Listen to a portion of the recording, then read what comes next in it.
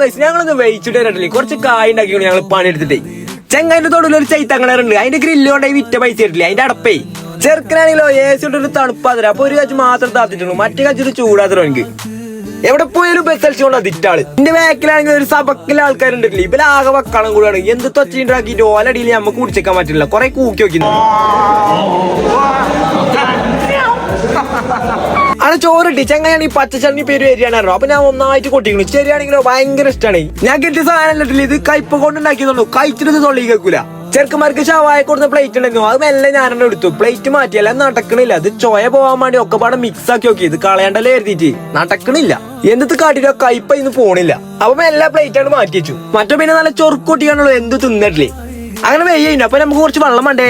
നമ്മൾ ബാക്കിൽ ഇരിക്കണ മുതലില്ലേ, കജ്ജങ്ങ പോയപ്പോ എന്നോടൊന്ന് ചിരിച്ചിരുന്നു. ആ ബന്ധത്തിൽ ഞാൻ നേരെ കുറച്ച് വെള്ളം എടുത്തോണ്ട് വെച്ചു. ആ അടുത്ത് പറഞ്ഞു പോയി.